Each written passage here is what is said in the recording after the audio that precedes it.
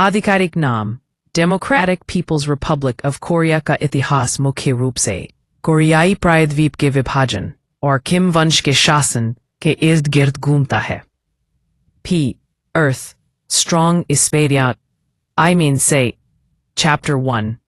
Strong 1910 20 साल कोरियाई प्रायद्वीप पर जापान का कब्जा था। इस दौरान कोरियाई लोग आजादी के लिए संघर्ष करते रहे, जिनमें से एक नेता किम इल सुंग भी थे। अर्थ ongoing कोरिया का विभाजन डिवीजन ऑफ कोरिया 1945 द्वितीय विश्व युद्ध में जापान की हार के बाद कोरिया को संयुक्त राज्य अमेरिका और सोवियत संघ ने अस्थायी रूप से दो क्षेत्रों में विभाजित कर दिया। 38वीं समानांतर रेखा 33वीं पैरेलल को विभाजन रेखा बनाया गया। उत्तरी हिस्से पर सोवियत संघ का नियंत्रण रहा, दक्षिणी हिस्से पर अमेरिका का नियंत्रण रहा। 9 सितंबर 1948 सोवियत संघ के समर्थन से उत्तरी क्षेत्र में Democratic People's Republic of Korea (DPRK) की स्थापना हुई और किम इल सुंग इसके पहले प्रमुख बने। कोरियाई युद्ध का पूरा प्रायद्वीप को एकजुट करने के उद्देश्य से दक्षिण कोरिया पर हमला किया, जिसके परिणाम स्वरूप कोरियाई युद्ध छिड़ गया। इस युद्ध में उत्तर कोरिया को चीन और सोवियत संघ का समर्थन मिला, जबकि दक्षिण कोरिया को संयुक्त राष्ट्र UN की सेना मुख्यतः अमेरिका का समर्थन मिला। 1953 युद्ध एक युद्ध विराम समझौते के साथ समाप्त हुआ, न कि एक शांति संधि के साथ। इस कारण उत्तर और दक्षिण कोरिया तकनीकी रूप से अभी भी युद्धरत है।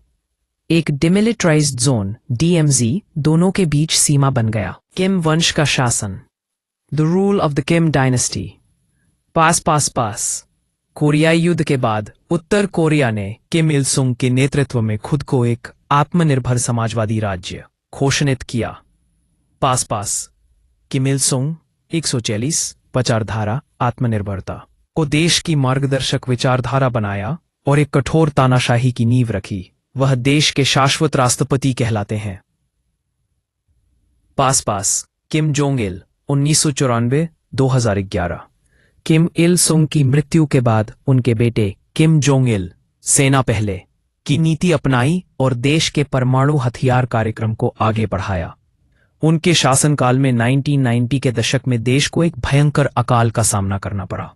पास Kim Jong Un 2011 Kim Jong Il की मृत्यु के बाद उनके बेटे किम जोंग उन ने सत्ता संभाली। वह परमाणु और मिसाइल परीक्षणों के लिए जाने जाते हैं, जिसके कारण अंतर्राष्ट्रीय प्रतिबंध लगे हैं। 5 वर्तमान स्थिति उत्तर कोरिया आज भी दुनिया के सबसे अलग थलग देशों में से एक है, जो किम परिवार की तानाशाही के तहत शासित है और अपने परमाणु कार्यक्रम के कारण अंतर्राष्ट्रीय सुर्खियों में रहता है।